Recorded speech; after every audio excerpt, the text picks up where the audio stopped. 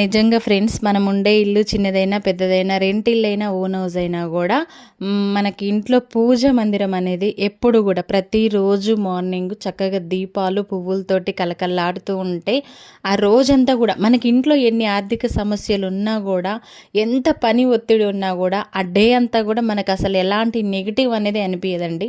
నిజంగా నేను అనుభవంతోనే చెప్తున్నా. అసలు మొత్తం కూడా మనకి ఎంత వర్క్ ఉన్నా ఎంత ఏదున్నా కూడా పాజిటివ్గానే అనిపిస్తుంది డే అంతా కూడా. అందుకే నేను ప్రతిరోజు కూడా, ఇంకా వీలు లేనప్పుడు తప్ప ప్రతిరోజు కూడా నేను ఎంత ఓపిక చేసుకొనైనా మార్నింగ్ దీపం పెట్టుకొని ఇంక ఇంట్లో పూలు పెట్టేసి ప్రశాంతంగా అనిపిస్తుంది. ఎంత వర్క్ చేసినా కూడా నాకు అలసట అనేది అనిపించదండి. ఇంక ఈరోజైతే ఇంకా కొంచెం పూజ గది ఇంకా అన్ని దేవుడి ఫోటోలు అన్నీ క్లీన్ చేసేసి ఇంకా చక్కగా పూజ చేసుకొని ప్రశాంతంగా ఇల్లంతా క్లీన్ చేసేసుకున్న. మార్నింగ్ లేచిన దగ్గర నుంచి ఇవాళ అదే పని మీద ఉన్నా. ఇంకా టీ పెట్టేసుకుంటున్నా, అల్లం టీ. స్టవ్ దగ్గర కూడా ఎప్పుడు కూడా చూడండి, మనకి ప్రతిరోజు కూడా కొంచెం ఓపిక చేసుకొని స్టవ్ కూడా క్లీన్ చేసుకోవాలండి.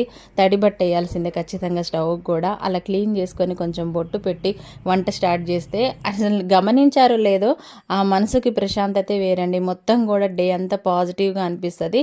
నేను ఇంత ప్రశాంతంగా ఉంటానికి కారణాలు కూడా ఇలాంటివేనండి. ఓకేనా ఫ్రెండ్స్, ఏదో నాకు చెప్పాలనిపించింది మీతో షేర్ చేసుకున్నా. మనల్ని చూసి ఇంకా కొందరన్నా నేర్చుకుంటారు కదా, అంటే తెలియని వాళ్ళు ఎవరు ఉండరు, కొందరు నిర్లక్ష్యం చేసే వాళ్ళైతే ఉంటారు.